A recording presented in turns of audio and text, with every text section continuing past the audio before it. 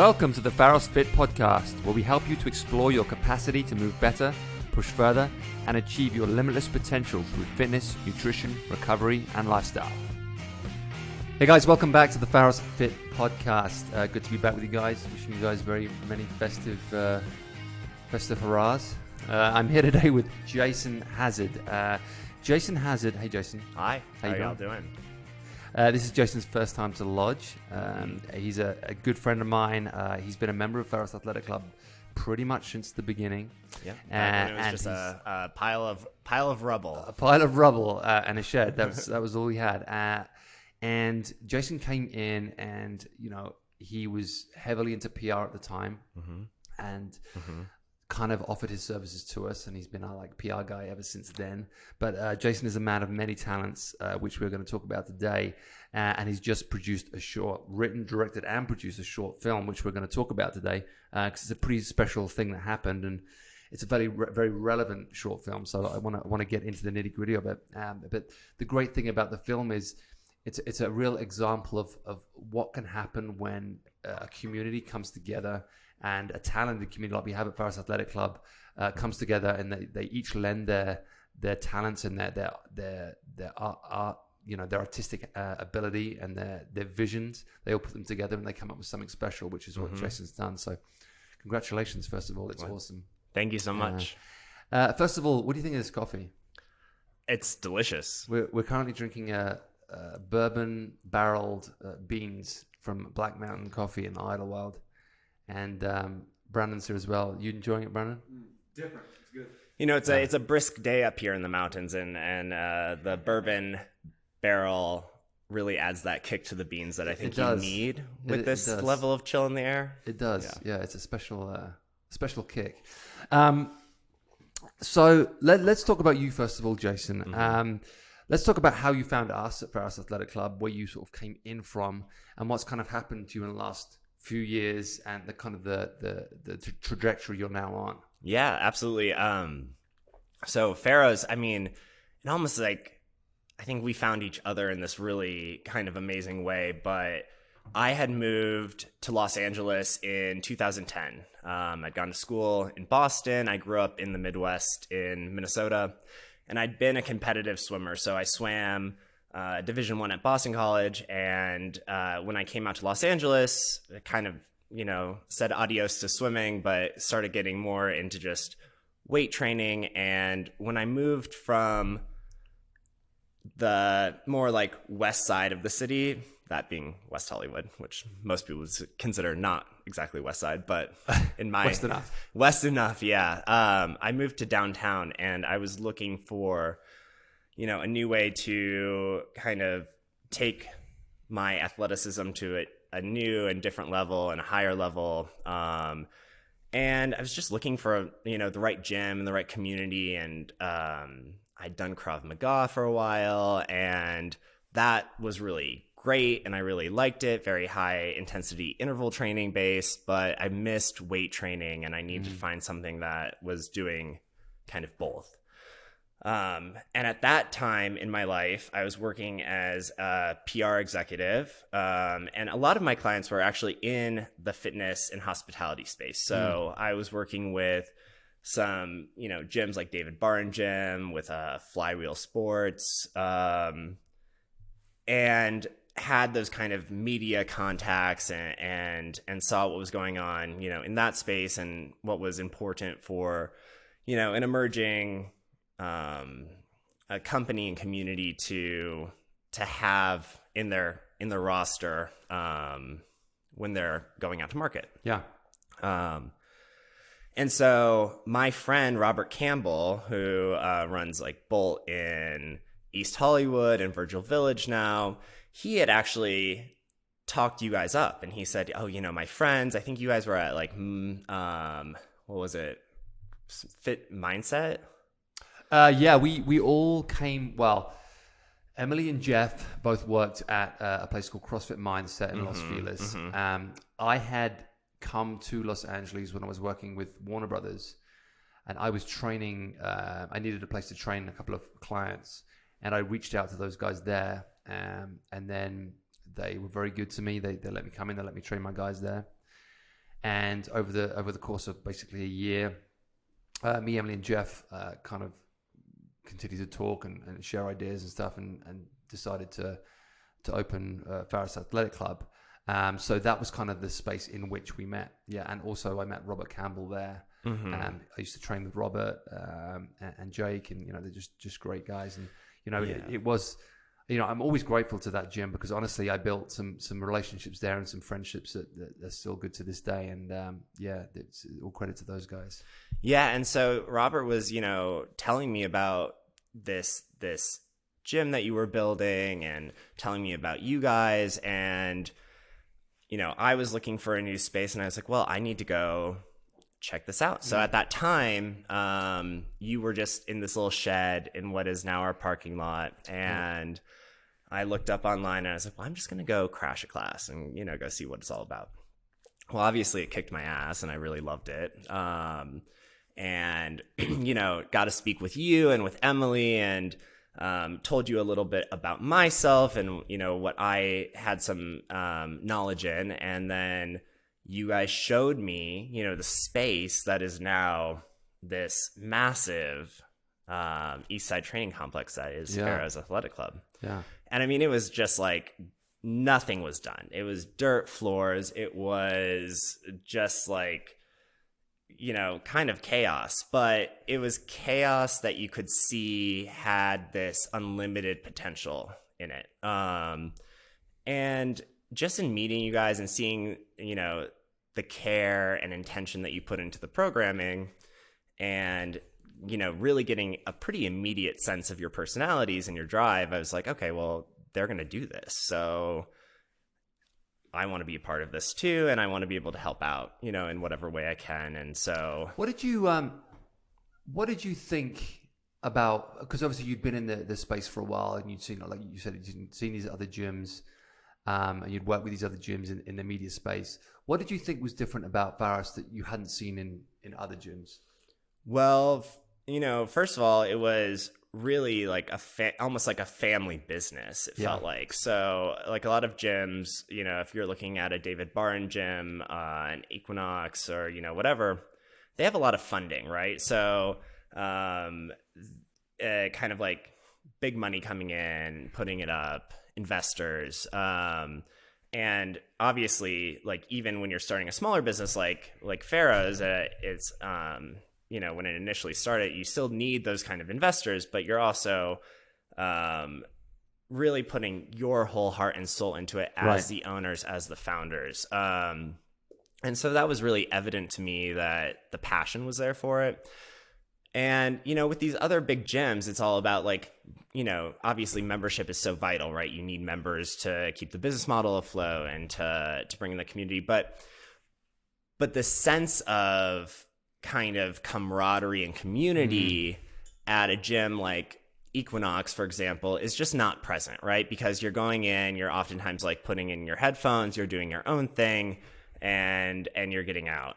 Same with like, even like a Flywheel or Soul Cycle, and the pandemic has really laid waste to those things, because like who wants to go into like a tiny little room anymore and like breathe around all these people that you don't know? But and so Peloton has really usurped that throne. But it was just like the intentionality of the gym, right? That you were, even if you were in there doing your own thing, like not as a part of the classes, that you had these experts who were looking at what you were doing and were offering you help, and helping you with your form, and helping you to prevent injury. And that was always baked into, what the motto was and what the goal was. It's like move with purpose.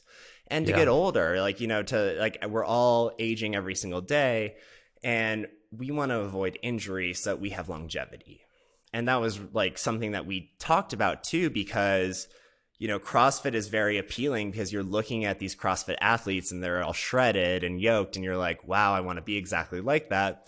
But long term, it's like, can I be like that? Or like, and we had those conversations just about the kind of grueling nature of CrossFit. And sometimes if you're slipping out of focus, which it's easy to do when you're going like, absolutely balls to the wall, doing as many reps as heavy as possible, as fast as possible, you know, you're more likely to be prone to injury. And so you guys had come up with this model that was, you know, very mobility based, very structured, and the programming was very intentional to get you better over time. Like, you just show up and you put in the work and you keep track of where you're at and where you want to be, and you'll get there. Yeah. And that really resonated with me. And I felt like that was something that was missing in the fitness space, whether you were a gym like Equinox or a gym like just a CrossFit Cave. Yeah, and I feel kind of lucky in a way that we came in at a time when these kind of things are all converging. People were realizing that maybe CrossFit isn't the best thing for them. And maybe they've been doing it for a while and were just kind of either burnt out from it, or they had got injured, or, you know, there were just things about it that were not right for them. And pair that with people had been going to Equinox, or they've been going to, you know, some kind of big box gym, and just not getting the kind of community and the kind of atmosphere that they needed to really make progress. So I feel like we were able to, you know, take those points from those two differing gyms and kind of be the middle ground, like the place where we call ourselves the Equinox of CrossFit gyms, right? So it's like we're not a CrossFit gym, we're not an Equinox, but, you know, we like to think that we offer as much as they offer. We have obviously all these different programs that do different things, but it's also a space that, you know, it feels clean. The equipment's, you know, great equipment. It's not like it's not a kind of like dirty, grungy kind of CrossFit gym, which I've been in many of those, and it's always a little shocking. Yeah. But it's also not like an Equinox feel where it's like almost you don't want to touch anything because it's so sterile and pristine. So we were able to find a space between those two kind of extremes, and I think it was a timing thing. It was a coming together of ideas thing, because obviously myself, Jeff, and Emily, we all came from different places and had different ideas, and we were able to really find a unique space at a pivotal time in the fitness industry. And I think did David Barton go out completely? Yeah, they did. So David Barton went out. I mean, Equinox obviously is still going strong. 24-hour fitness, I don't know if they've gone out completely or what's happening there. I think there's still a thing. Like, there's still a thing. LA Fitness is still a thing. I grew up in Minnesota going to Lifetime Fitness. Yes. Which they do a great really job. Nice job. I do like Life. There's a great Lifetime in Austin that I enjoy going to. And I think for what they do, you know, they have great equipment and they do a great job. But again, it's different. It's totally different. And I think what PHAROS really hit the nail on the head with was kind of eliminating this intimidation factor of entering the space, because you could be a CrossFit national level athlete, like some of the people that we do have at PHAROS, and you can be a complete beginner, right? So if you're walking into a space like Equinox and, you know, you're pretty new to lifting and throwing around weight, I mean, you don't have someone there who's going to teach you barbell method, right? Right. So unless you're going to like shell out for, you know, the personal training costs, which can be exorbitant. And so it's hard to find that. Right. And then, you know, similarly, you're just able to come in and say, okay, I can learn with a group in a very safe space. I'm going to learn this, you know, these movements correctly, and I can advance from there. Whereas if you're walking into a CrossFit gym, it's the complete opposite. It can be so wildly intimidating.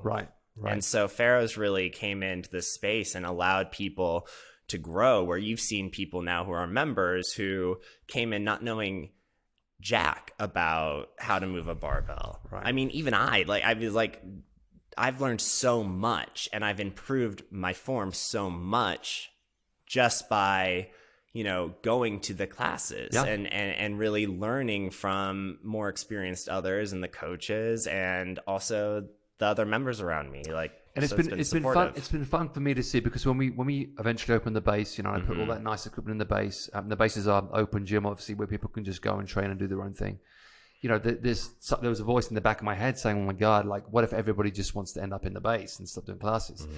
But the reality is people get better results from going to class, from learning, from sharing, from driving each other and pushing each other. Obviously, everything's programmed really well, which is, a huge part of it. But, there's something about that kind of collective suffering, that collective learning, that the collective sweating that's very, very strong and very, very important. And I think we saw it, especially during the pandemic, right? It was like, I can't tell you how many people come up to said, this is the only thing I have right now. Like coming to the gym, we had the outdoor gyms going. It was the only social contact people had. It was the only time people got to share any kind of experience, because apart from that, they were just locked in their homes. That's right. And it was a real,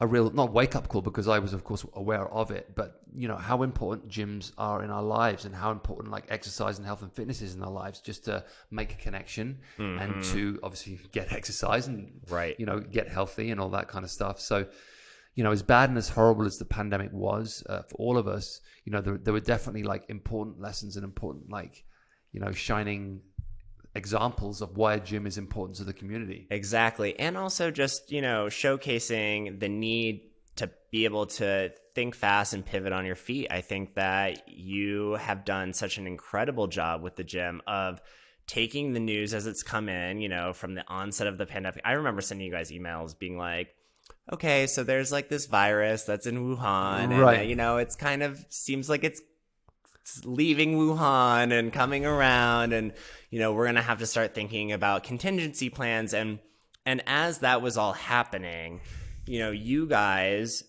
found out a way to, okay, we're gonna move our facility outside. So once we were able to out of the hardcore lockdown, which also, you guys pivoted immediately to doing the online classes. I mean, I was doing those in my apartment. Yeah. Every single day. Yeah. It was do the class and then start drinking just after that, right? Right. Whatever you needed to do, right? Yeah. So 10 till 12 exactly, workout, 12 exactly. lunchtime start drinking. And then once, we were able to end the online classes, which I still think, especially for you guys, those were so important, because they showed too that the PHAROS brand and what you were doing, the programming that you were doing, you are able to do that in a remote location when you're traveling. You can check out what you've programmed and you can modify it based off the equipment or non-equipment that you have at your disposal at that time, and still do something. I think there's just really a lot of people, if you're just feeling exhausted and down and out, it's really easy to just sit down or lay down and go into an inactive state. But if you're going to even if you're sweating for 15 minutes a day, I mean, that is going to really changes your mindset, your cells at a molecular level. You're going to be able to fend off, sickness more easily. You're going to recover faster. And, that's not to say that with COVID necessarily, this is a whole different beast and its own thing, but still, if you're respecting your body and you're working on doing those right things, you're going to have a higher chance of a better recovery. You're going to have better immunity for sure. And as we know, the more regularly you exercise, the less likely you are to just eat like shit all the time, because, training well usually goes hand in hand with eating well, because honestly, your body starts to demand certain things of you. If I don't eat well, then this workout's going to feel terrible. Exactly. If I fuel myself properly and I consume the right nutrients after training, then I'm going to be able to train every day and it's going to feel great and I'm going to feel great. That's right. It's also we try to stay fit so that we can feast, right? Right. So I want to be able to work hard so that I can also enjoy this delicious massive meal, and I'm gonna get a piece of cake afterwards too, or whatever, and honestly, there's something about during this whole pandemic, and this has been going on for 2 years now, nobody at the gym got sick. People got COVID, but I don't know anybody that got sick.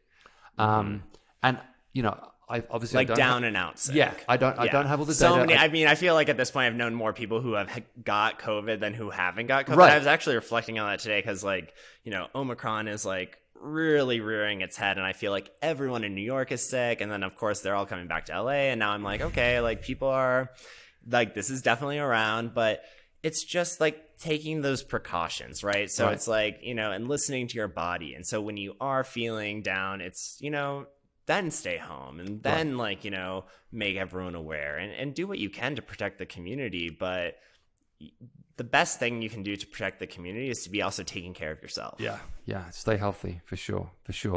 So, I guess we were probably a year into the pandemic before you started thinking about this film.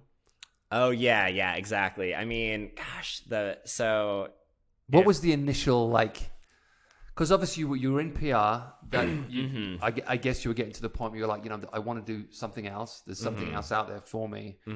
What was the initial impulse to make a movie? Well, I had come to Los Angeles and I wanted to be a writer. Like I'd read, I was a page at NBC Universal between my, like Kenneth from 30 Rock, like between my junior and senior year in college. And that was my first time coming out to Los Angeles. And also it was like, I always wanted to be a writer, but I always imagined myself being a journalist.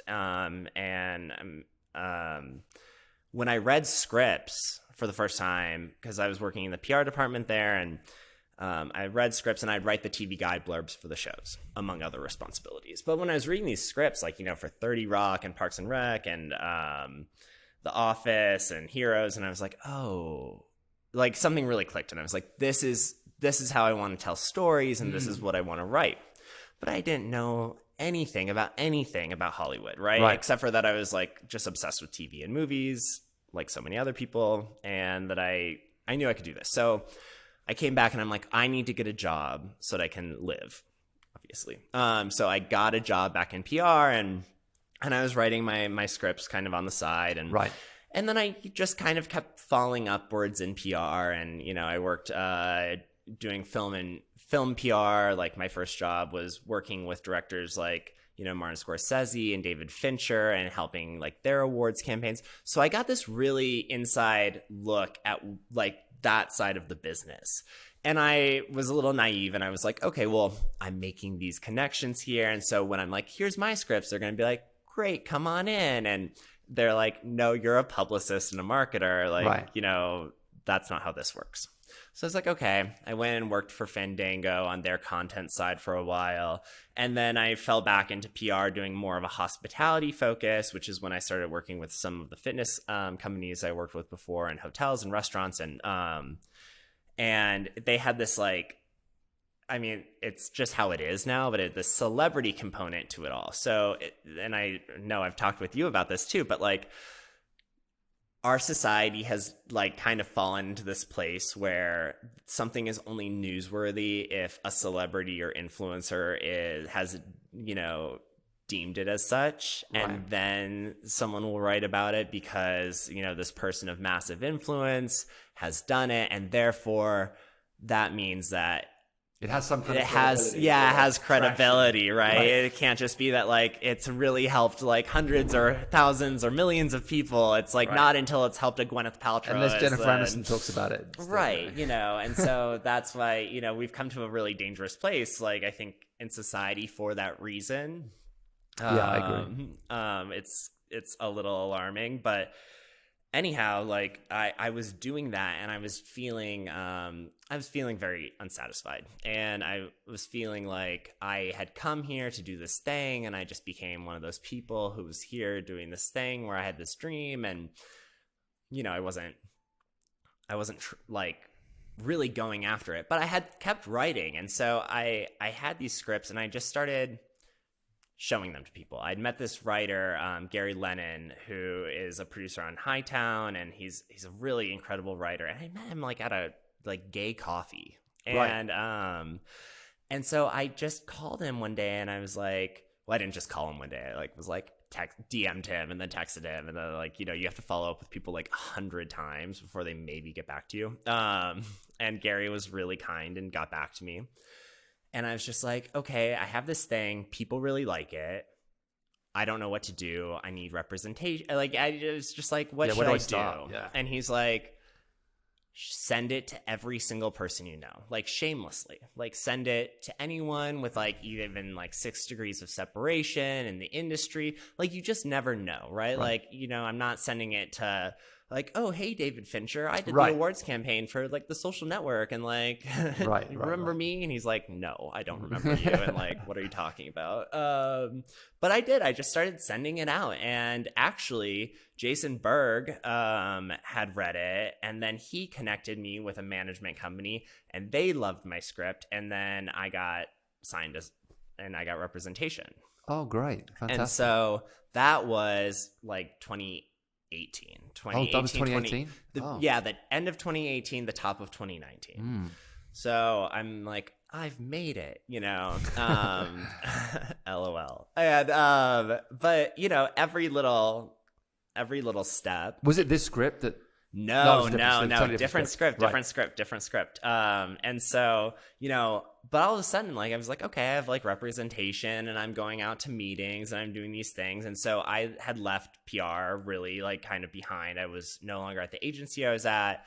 I was like, had like some freelance stuff here and there, but I decided to take a restaurant job and just focus. I was like, okay, I'm going to focus on doing what I want to do. Yeah. And, you know, the thought was, and is, right, like this could take me 3 years, 5 years, 10 years, but hell, I'm probably going to live till I'm like over 100 years old, right? Like, so I'm probably going to be like working until I'm 70 something, or who knows, like well, these days probably more like 85. Right. And so like these are decades, right? Like I don't want to be doing something that I don't want to be doing for decades. I might as well like try to give it everything I have, and, you know, go after what I want. So I really started to do that. But the whole thing with Die Shirley, the short film that I actually finally made, was I had wanted to make something because have a ton of scripts that I've wrote, and they're like well received. In great meetings, you know, but I haven't made any of them. You know, these things cost it's so outrageously expensive to produce anything in film and television, and it takes a whole community of people. Like, you know, it's just so involved, and it's such an art, and it's such an expensive art. It's the most expensive artistic medium that exists. And I was like, I want to prove that I can also make something, because that should, you know, hopefully open more doors, and prove that I can do more than just write, but that I can, you know, produce something, that I can direct actors, that I can put something together, you know, to really create something. So I wanted to just do a little thing. And I was with some friends in like March, and my friend started choking. And so I saved him, right? So I like, you know, hit his bag, and he came in. Something came up. Yeah, exactly. So I wasn't like performing like CPR or like the Heimlich on him, but like, you know, whatever. And then I was just like, gosh, what if you just like didn't like someone, and they started choking around you, and you just like let them die? It was a dark thought, but I had it. and so then I was just thinking about like, okay, well, what if it was, you know, your family member who is coming in and just, you know, all they're doing is talking about, you know, being sanctimonious, or like, you know, having these views that you don't agree with, but like, and what if they started dying? I just started thinking about Thanksgiving, and like what a family would look like, and how that could all take place, and how that's really how the idea came about. Yeah. And then I kind of just went home and wrote it. So let's tell people about Die Shirley. What exactly is it? So Die Shirley is a absurdist satire. It's kind of like a little bit of a reaction to our current environment, and kind of virtue signaling, but also, you know, kind of just these ideas of what is right and what is wrong, and how, you know, it's obnoxious to just talk about it all the time, but essentially it follows this family called the Sadstones, and the ostracized black sheep of this family is their daughter Shirley, and Shirley is, Shirley's pronouns are she, they, she's bi, she's like, totally like different from this very like upper middle class, like polished family who only talks about money. And even though she was born into this family, she's like more of like a rebel, right? Yeah. She's like the black sheep of the family. Exactly. Like the cool goth, like anarchist, leftist black sheep, right? Even though she did also grow up with this like, silver spoon in her mouth. Yeah. But now she's rejected that fully. And her family can't stand her, so they don't even invite her to Thanksgiving. But she ends up showing up anyway because she saw it on one of their partners' stories on like Instagram or TikTok or whatnot. And so she shows up, and it just ruins this family's like idyllic Thanksgiving. And, we were talking about like, I wrote this like, last spring, and then we shot it over the course of 2 days in August. And so they're dealing in this world where they're all fully vaccinated, but like, wearing masks and talking about like, the new variants that are emerging. So it ended up being pretty prescient, like in this sense, sure. Right? Yeah. That it came out, and because it took place during Thanksgiving, I was really determined to have it come out like in November so that people could kind of like relate to it on this sense. But really it was kind of going after and skewering this like new like neoliberal kind of thought that has emerged, where people are, these very like, virtue signaling elitists who like are just really obsessed with money and market value and image, but actually at their core are pretty rotten. Yeah. And Shirley, like, despite being some of these things that people roll their eyes at, like vegan or like, like whatever, I mean, she actually does have a heart. She's the one who's like actually the like good person, right, in this kind of very rotten, money obsessed family. Yeah, and I just loved when you watch it. I mentioned this to you before, but I just loved how you highlighted so many hypocrisies that have existed within this pandemic. Mm-hmm. Because like you just said, like there's a ton of like virtue signaling going on, but there's also like, this is terrible, but it's okay if we do it because of this situation. And it's all very like, there were people who were like, that place shouldn't be open, this place shouldn't be open, but they were going out and partying with their friends, and it was kind of like, this is okay, but that isn't okay. And it was very like, it's okay for you and your group, but you don't want other people doing it. And it was all very... Right. Or like, we can get together for this little thing, but don't post about it on social media. Like, don't show other people. Right. So it's just like, and then they like, off their grandpa. Like, right. So like, exactly. Exactly. So this family has a bad track record for keeping their elders alive, but... Yes, but they have a lot to work through. Yeah, we won't tell people too much because we want people to watch this and enjoy it. But I think you did a great job of, representing so many different like types of people that exist all the time, but specifically during this pandemic, different opinions and, like we said, different hypocrisies and different points of view. And I think also highlighting like the difficult situations we've kind of found ourselves in this pandemic, like. You want to be on the right side of things, and you don't want to be a dick, but at the same time, things are happening that you're like, well, that doesn't make any sense, and that seems to be, hypocritical, or all that kind of stuff. So, and I think humor is a great way to tackle these things. I think it's the best. I think it's really like, I think it's the best way to tackle these things. I mean, everything is so heavy right now, and even like, it's about to be 2022, and this is like the second calendar year that we've been going through a pandemic. And, the numbers like even right now are really alarming. And I think that, humor allows you to look at something a little differently, and levity can break the heaviness, right? Yes. That we're all experiencing. And it is a great unifying thing. And so it allows you to just examine, what's going on through a different lens. Yeah.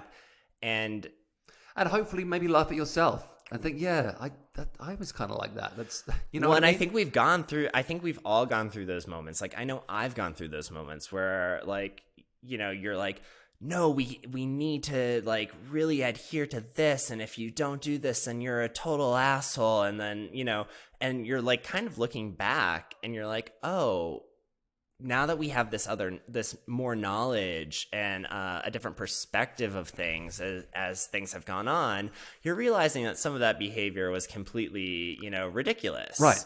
And you have to be able to laugh at it. Yeah, and what's kind of shocking is that people won't go back on what they said, and they will just double down on the wrong thing until, and they won't say, actually, this was kind of silly. Like, we didn't need to do that. Right. But rather than say that, because they don't want to lose face, they'll just keep doubling down on bad ideas, which is like a huge, obviously, repetitive thing during this pandemic. Right, when you're digging in, right? And I think that's what we're really witnessing, right? Is because everyone's become so tribal. And so it's really easy to think that,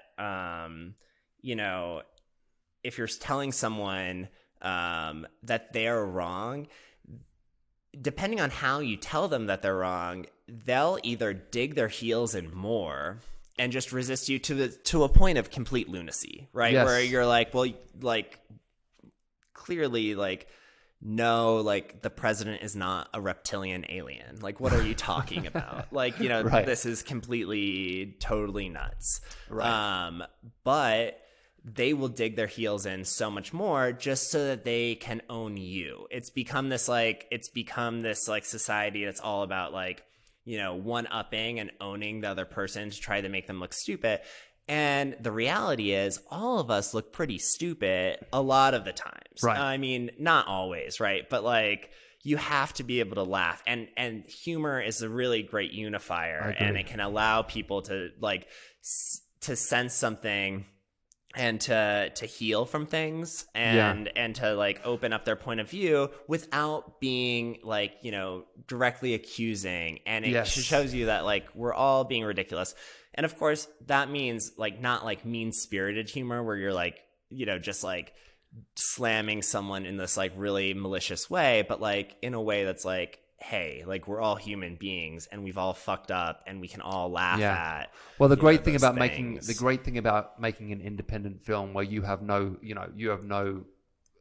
responsibility to anybody, you're not trying to please anybody, you're just making your own film, is that you can be open-minded and you can encourage people to be open-minded through humor, and hopefully through laughing at themselves they will become more open-minded, because like you were saying, everybody's very tribalist and they're all very like, this is my opinion, this is right, and you have to believe what I believe. And it's like, I've always come at things like, you have to be open-minded, you have to listen to every side, you have to take into consideration all these different points of view and aspects and what this person is going through in their situation and what this person is going through in their situation, because we're all in different situations. Like, what's relative to this person isn't relative to this person, and you have to take all these different perspectives into consideration, and then you develop hopefully a well-rounded point of view that makes good sense. But I just feel like now there's so many people that don't do that. They've lost the ability to be open-minded, and they just want the single track of this is right and this is wrong, and this person is bad and this person is good. Right. That's exactly it. And nothing is black and white. Like, everything is in this, like, really gray scale. And so, I think the most important thing that I hope people are coming out of, having had 2 years of pandemic and this, like, horrible, like, recession and like, kind of bleak, outlook on the future is that you have to empathize with, like, each person's situation, and you have to be able to see, through their eyes and like, okay, well, why are they thinking like that, and what's affected them in their life, and what matters to them, and then, try to, like, extend this branch where they can also see it from your perspective without saying, this is the only way, that's the only way. Right. It's black, it's white. It's like, okay, well, we need to understand how each other are feeling so that we can create some, like, common good consensus that's going to actually benefit the community as a whole and lift us all up together. Yeah. And also, like, the presentation of different points of view and having conversations and developing good good talking points with good facts and data and that kind of stuff is far more important than. And I'm kind of laughing to myself because right before this we watched this a cappella group from the White House singing about the booster. Which was pretty funny, pretty cringe. Pretty cringe. It's like if you want to educate people and you want to help people understand and you want to get your point of view across, there is a way of doing it that isn't just this kind of like blanket, like obvious kind of like throwing it down people's throats, kind of like this is what you should do, this is why you should behave, and this is how you be a good person, and it's just like, oh my God. Yeah. What is happening? I mean, it's really like an Armando Iannucci, like Veep style, like Curb Your Enthusiasm style, it's level of cringe. And so you're seeing unbelievable. This is coming out of the White House. It's just like, what is happening? Yeah, it's a lot. And you're looking at it and you're like, oh my gosh, is this in my short film, my short satire? No, this is real life. And it's real. I'm sure it's not going to win many folks over, but to give some folks context, it's about going and get your boosters, which of course you should go and do that. But like, I don't know if you're going to be spurred to do that by like an a cappella group singing about boosters. Well, and also if you're already hesitant and if you're already like, there's some kind of like weird, like conspiracy going on and this doesn't feel right. Like that kind of thing is appealing exactly to those fears of like, oh my God, we're in a weird, crazy TV show. Yeah, it's probably not the best. It's probably not the best messaging to convince anyone who thinks that perhaps there's something going on that's very, very strange. Science. But exactly to your point, like people are more inclined to believe in their beliefs rather than facts. Facts. If you're going facts versus beliefs with humans, beliefs are always going to trump facts, right? And like this has been documented throughout history, and like it's like, of course, and both Carl sides Sagan both would say sides something. Can manipulate facts to fit in with their beliefs and their ideologies, which is the problem, really. Yeah, exactly. And so our beliefs like need to be rooted in scientific fact, right? So there is like, we have a scientific method and people should really think critically and skeptically about the world around them. And, through real evidence, then they should like come to these conclusions that are going to, help benefit them individually, their families, the community as a whole. Because we're going down these like crazy rabbit holes that are just like, well, but I believe. And I'm like, okay, well, that doesn't mean anything. Right. Like, I wish it did, but there's some other things that we need to talk about. And it's just the erosion of faith in any institutions, right? Right. Yeah. So, and we're seeing that kind of across the board, and it's a little frightening. Well, yeah, I mean, there's just been so many like failures of leadership, and also we talked about celebrity and like people turning to celebrities for answers and that kind of stuff. It's just like, oh my God. Oh yeah. We have just put the wrong people in charge of the world right now. Well, right. And most people obviously get their news now through social media, so most people are learning things from whoever's posting on Instagram and whatever thing that particular celebrity is saying on any certain day, or what they've been paid to say by a certain company. And it's a very kind of weird reality and it just spreads so quickly. And we're also this society that's now just inclined to look at a headline.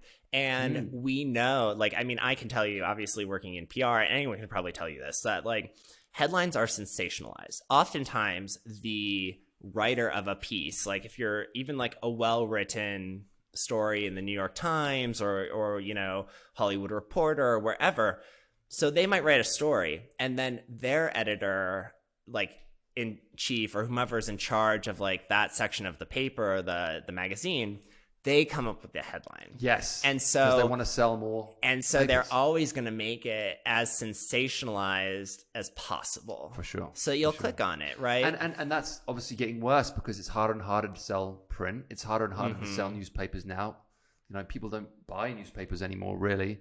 So they feel like they have to be even more sensationalist. That's right. To be relevant and to make money. And a lot of the companies and websites that are like, surviving have massive corporate sponsors, right? So the people who are actually like, no one is flocking to some of these websites very often, right? Like the masses aren't, but they're going after like a very niche audience of like these kind of like tastemakers and kind of some of the people that I'm skewering, right, in Die Shirley, like the kids in particular who are very like, obsessed with the market and obsessed with like, like tech and like that sort of like section of our society who's now dictating like who's seeing what and what's acceptable and what's not. I mean, you're seeing it all the time, like with people getting like, shadow banned on Instagram and on YouTube. And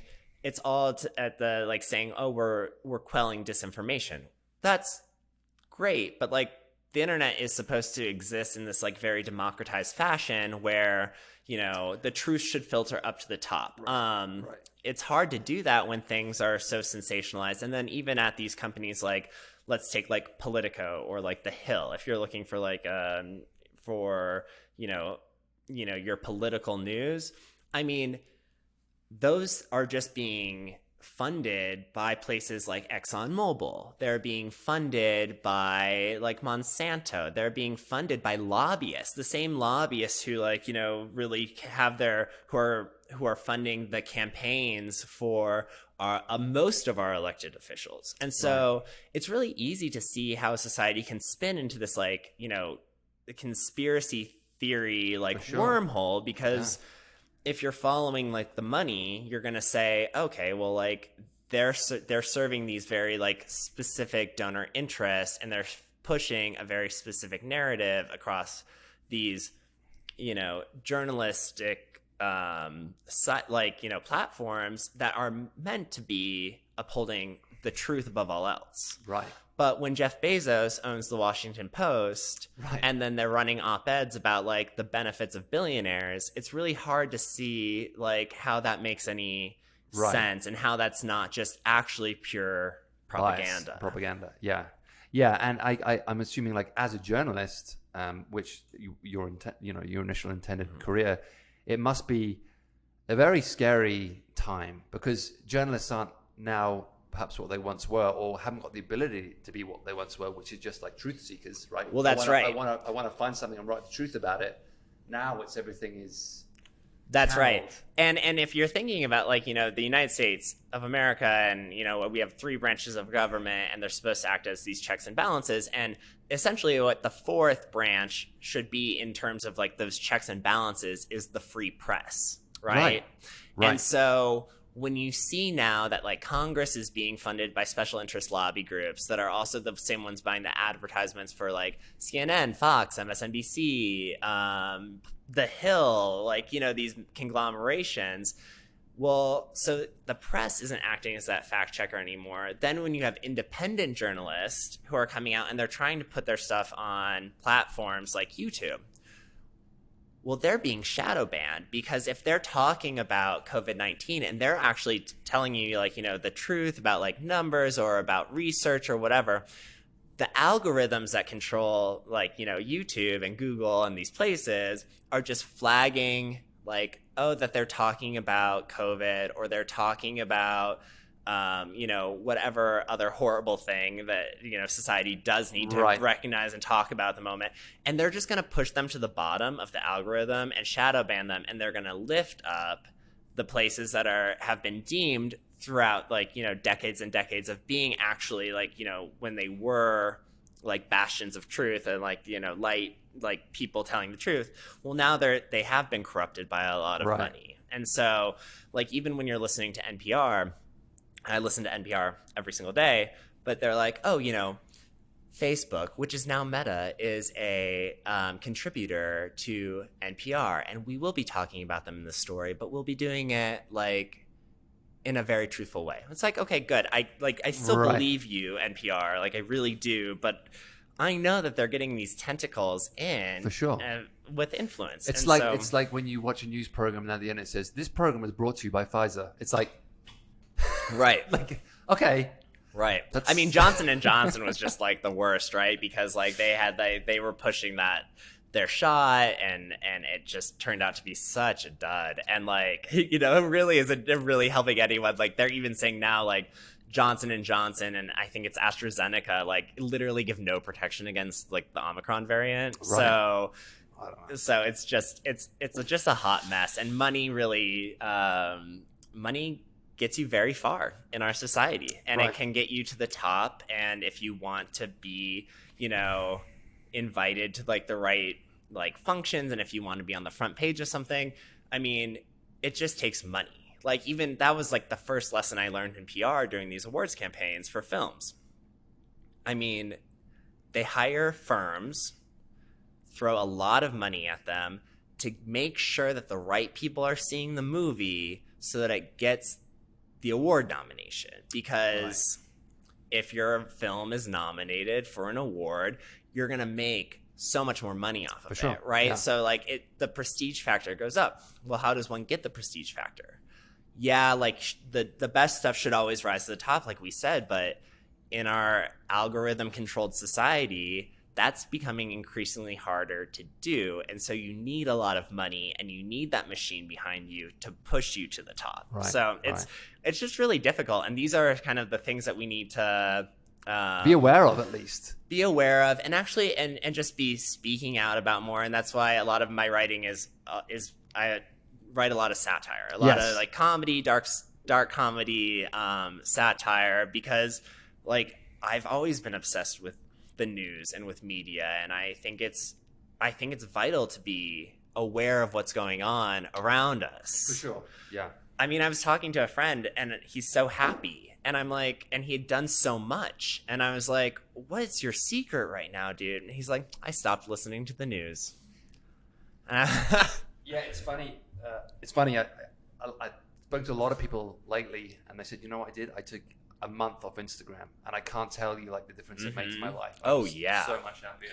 Oh my gosh. So I completely like, so I'm so torn because I'm such a news junkie. Like, I read so much, and I go into like these deep dives, and I mean, I love it. I have like, that's how my mind works. And I like to know as much as I can. And I take that very serious. Like, I'm not listening to like, you know, gibberish or people who are like, you know, pushing whatever kind of conspiracy theories or whatever. I'm like, you know, thought leaders and philosophers and accredited journalists. I mean, back to like the journalist thing, a lot of them are on Substack now or on Patreon now. Yes. And so that's all well and good, but like, hell, I've been on fucking food stamps for the past year. Like, when the restaurant shut down, like, I lost my like main source of income during the pandemic, and like now I'm working again, so things are better. But like, I'm sorry, I can't give you $20 a month right now because like I barely have that for myself at the moment. So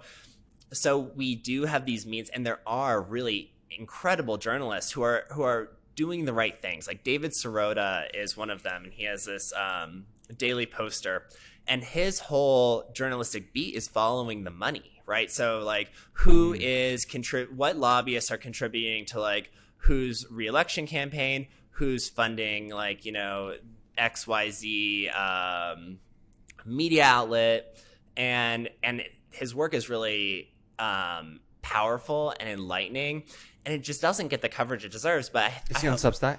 Yeah, he's on Substack, and he also just co-wrote Don't Look Up with Adam McKay, which is that Leonardo DiCaprio, Jennifer Lawrence, Meryl Streep movie. So you know, Adam McKay's like a good leftist, and like he's like doing some really great work, and obviously he has his, you know, roots with like Will Ferrell and had started with like, you know, Step Brothers and all that kind of farce film, which I really love. So he's someone who I'm a huge fan of. Yeah, but there are those people out there doing those things. Yeah, it's honestly been really enlightening for me to come in, like, obviously as a British guy and coming into the like American political landscape and looking at how, you know, people are very either in one camp or the other, and they can't seem to like say, well, this guy on this side, you know, he's actually not that bad. Like, he makes some good points. It's like either they're on the wrong side of it and they're like terrible, or they're on the right side of it and they're perfect. There's no like, you know, there's no like, if you were on the left and there was someone on the right that was making some good conversations and making some good points. I feel like a lot of people on the left wouldn't say, actually, that person doesn't make sense. It would always be like, oh no, he's a terrible like Republican. Right. And the same on the other side. And it's like both things can be true. Yeah. You know, like, you know, there are people who might have some opinion that like is totally wrong, maybe completely conspiratorial, like has actually been disproved. They still believe it because like what we talked about before, like their firm belief will always trump the truth in some aspect, like unless they do some real proper like skeptical thinking and soul searching. But they can also be right about other things, you know, right. and so you have to take a person for their whole self and not just like, you know, damn them for having said one thing that you like is wrong or is bad. I mean, we need to become a society that is more forgiving of people because everyone is bound to mess up, and also, everyone fucked up during this pandemic. Yeah. Everyone, like no one is like walking around having done everything right, and if they're acting like they did, I guarantee you that they're hypocritical. They're the sad stones. Yeah, you know? Yeah, exactly. So. And it's interesting. Like one of the first things you learn as your kid is not to take sides. You know what I mean? It's like, you know, taking every situation for its own thing and listen to people and you know, try and empathize with different opinions and different situations. And when I grew up in the UK. You know, my family, we weren't tied to any political party. It was like, I think some years my mum and dad voted Conservative. Some years they voted Labour. They just, whoever they felt was the best person at the time to be in charge of the country, that's who they voted for. So I grew up with that very kind of, and they also voted for the Liberal Democrats, I think. And that's the majority of people. You know, that's actually where we should be as a society. I think, you know, we live in Los Angeles or like, you know, close to it anyway, at least now. But like you get... there's this sense of this like kind of like coastal blue elite messaging.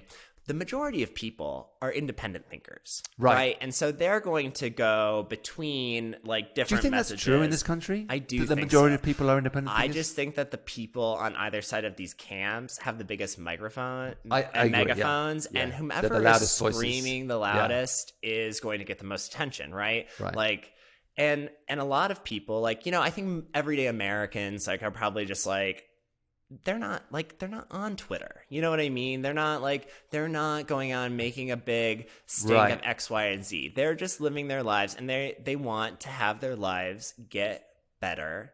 And so, you know, I think that they're just hoping that those promises will eventually be kept by whomever is in power.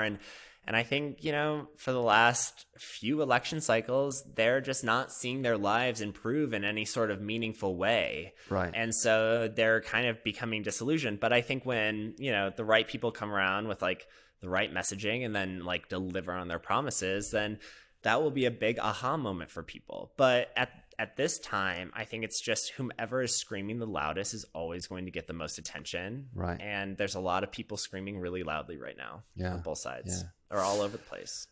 It's a crazy world right now. Just taking a step back to the movie itself, you know, you talked about, you know, how expensive it is to get a movie made. How did the construction of the actual shoot take place? As in, you had the script, you knew you wanted to make it, you took some advice. How did you get like, and I know there's a lot of people listening to this that maybe want to be filmmakers or movie makers or do what you did. So how did you get the cameraman, and how did you get the directors, and how did you get the cast, and how did you put it all together? Yeah, I think that, you know, back to like kind of what Gary Lennon first told me when I was like, hey, I have this, you know, these scripts and I want to get them out there. It's really about sending them out, and you have to be your own advocate in that regard. And you have to like take that risk of sharing your work with people, and that can be really scary. But if you don't do it, then, you know, you're never gonna move forward at all. You'll just kind of stay in one place. And, you know, like I said, Jason Berg, so like kind of like PHAROS, right? Like I'd come into this East Side community, and it was just so inviting, and you know, you just got to know who you were working out around, and got to like meet people and see what they were about and what they were interested in. So like, you know, Jason is this like incredible cinematographer and director. And so like I was working with him, and then Josh and Tina Orrick, Tina Carter and Josh Orrick, who are, you know, a partner, they have a production company. And narrator is there. Exactly. Yeah. And narrator. And so they'd seen some of the work that I had done with you guys, and Tina, who's just like an angel sent from heaven, like, you know, like the best. They're so funny. They're so wonderful. They're so warm. I mean, like, she was like, oh, like, that's what you do? Like, come and see what we do. So I went over, you know, to their operation. Have you been to their new place? They're like, the nunnery. It's incredible. It's incredible. And so I started doing some work for them, and like, you know, they had read some of my writing too, and they had kind of told me, they're like, you know, when you want to do something, like, let us know and we'll help you out, because they have, like, you know, they have equipment. Like, they did a video for us as well. Exactly. It's fantastic. Yeah. They have camera equipment. They have such a great operation. They're just so wonderful to their staff and to like the people who work for them and work with them. And so that was really obvious, and they're just so warm and generous. And so I knew that they were there. I had like Robert Campbell, who introduced us, you know, like he has Bull, and he's like just also the same kind of like warm and generous person. And so he had kind of, I was thinking about him. And really though, my co-director on this project is this really talented, young filmmaker named Ben Simpkins. And I met Ben on the beach, and like we just met because our friend introduced us, and they were like, oh, Ben's a writer, Jason's a writer. And then we just started sending each other our stuff. And, you know, it's kind of similar tones. Like, he's really funny. He has like a really dark sense of humor. Like, you know, very left of center. And so we just started like collaborating. And so I think it's all about like when you're aware of like who's around you, and like thinking about like, gosh, like how can we collaborate with each other? So I had sent this thing to Ben, and I was like, hey, I really want to direct this. And I was like, do you want to executive produce it with me? And he was like, let's co-direct this. And I was like, done. So we decided we'd co-direct it, co-executive produce it. So we just put up all the money for it. You know, I called Tina and Josh. So we got the camera equipment, and they gave me their house. Like, we shot it in their house. Oh shit. And Tina gave me her dad to play the grandpa. So like, I mean, this is like a Tina Carter and Josh Orrick, like, you know, they are like my angel investors in this thing, because they were just so generous. Like, they gave, you know, they believed in me, and they believed in the project, and they were like, here's the keys to the house, have fun for the weekend. I mean, straight up. So that's amazing. And then I had, you know, Robert, like, you know, after we got the whole thing cast, which was super fun. I worked, like, they're just killer LA comedians in this. It's like Steph Tolov, who's like Comedy Central special, Zach Noe Towers, Comedy Central special, Chase Bernstein, Comedy Central special. We got this guy Tolliver. We had actually, one of our actors the day before we were going to shoot got COVID. So we recast him in a day, got this incredible actor Tolliver, who's like also this insanely talented musician. He's on KCRW. I mean, just, he's the shit. So he came in, nailed this thing. Robert came in and did our like catering. And then one of the other actors, Sam DiGiovanni, I met him at PHAROS too. I couldn't find this like missing piece of the cast. Was this like, you know, snarky, like funny, elitist little gay and character. And my friend's like, you know, Sammy's an actor. and Sammy is nothing like this character in real life. Like, he's such a good actor. He's nothing like this character in real life. But we were auditioning for it, and he, you know, we auditioned him, and he just killed it. So, I mean, without those connections, you know, that I made through PHAROS, like, I don't know that this would have been. Yeah, that's fantastic. I mean, I'll say that I would have done it regardless, but somehow, like, through some force of will. But really, it was like, that's the most important thing about going to, you know, being in a part of a community that's like constantly pushing you forward, which I think PHAROS really does, like just in terms of our physical fitness, our mental well-being, creating really powerful, interpersonal relationships. But, we're in a very creative city. All human beings are creative. Yeah, but we're in a very creative city. Here's what I love about LA and what I love about PHAROS.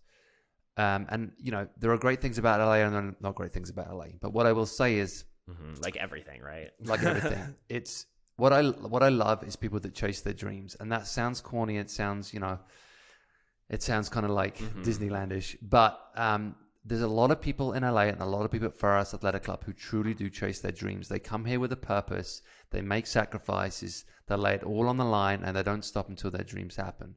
Whether that be a writer, whether that be an actor, an actress, a producer, whatever field they are in, they came to this city from, and we all come from the middle of nowhere. I come from a small island in England. You come from Minnesota, and there are so many people from so many different places just all coming here to try and make something special happen. And you are one of those people, and you are one of many, luckily, at PHAROS. And this project is an exact example of a group of people that come to LA to chase their dreams and make something happen. And it fills me with great joy that you met those people at PHAROS, because when we first opened the gym, I said to my business partners, like, I want this to be a place where art and fitness come together. Yes. Yeah. I remember you saying that to me too. Yeah. I wanted it to be, when we first opened, I remember I had my guitar on the wall in the lobby. I had some Bruce Springsteen pictures up. I had some things. They're not there anymore because Jeff took them down. But I wanted it to, because I knew what, like, because I come from a very musical background. Emily comes from a very musical background. We're very kind of artistic people.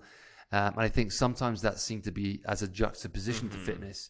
But the reality is, what I always say is it's all just expression. You either express yourself physically in the gym, or you can express yourself artistically in the gym. It's all part of the same bubble.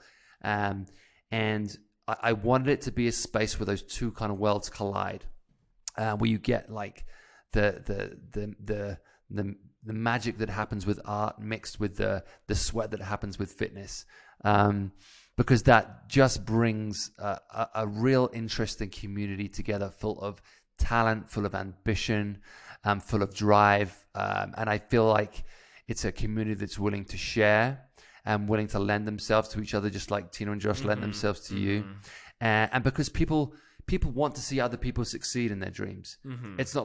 It's not a place of bitterness or like, well, this person's that. It's a place of like, we all want each other to succeed in whatever chosen path we have. And if we can help them do that, then let's do it. Yeah, it's aspirational, right? It's like, we can all rise up together and we can all help each other out. And that's like what we need to, what we really need to be focused on right now.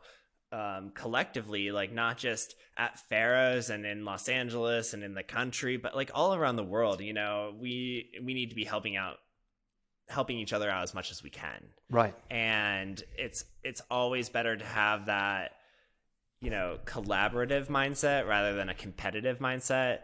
I mean, I know we can get a little competitive with each other in the gym too, and there's a healthy way to be competitive. For sure. But it's, you're not going to ever be your best self unless you're collaborating with others. I agree. I completely agree. Yeah. It's it's a fantastic thing, like I said, for me to witness and to see happen. And like I said, I'm thrilled that it happened at PHAROS, and I'm sure many more things will happen like this at PHAROS. And I'm sure this is the start of something, a great career for you. And yeah, I hope that you continue to find people at PHAROS that can help you achieve further success. And I'm sure you will. How do people watch Die Shirley? How's it? We have put Die Shirley out on the interwebs. So it is on YouTube. If you search Die Shirley, DIESURELY, she'll pop up. There's also an Instagram, which is die.shirley, so at Die Shirley. And I made some TikToks. I had to jump on TikTok to do that. All the things you have to do these days. Yeah, exactly. It was a fun exercise. And then it's also on Vimeo. So she's searchable if you Google it. she'll come up. So yeah, she's out there. Watch that, guys. Share it with your friends. Make sure everyone watches it. It's a fantastic piece of filmmaking. Like I said, it's witty, it's funny, it's interesting, and it's very, very relevant. And I think we can all learn a lot from it. Jason, thanks so much for coming up today. Jason came all the way up to the lodge. What do you think of the lodge, by the way? The lodge is everything. It's so you.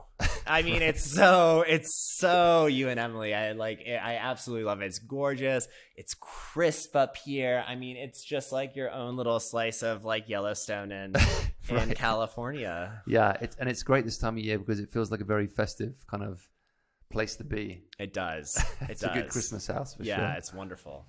Okay, guys, that's it for today. Thanks for tuning in. Make sure you check out Jason. What's your personal Instagram as well? It's Hazzard, Hazzard, human. Just at Hazzard Human. Yeah, that's it. There you go. That's so make sure you follow him. Make sure you watch this movie. And yeah, we'll be back soon. Of course, we are open for everything right now at PHAROS Echo Park.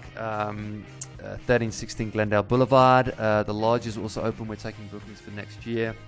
I think we're fully booked right now on the schedule, but we'll have some more openings coming up.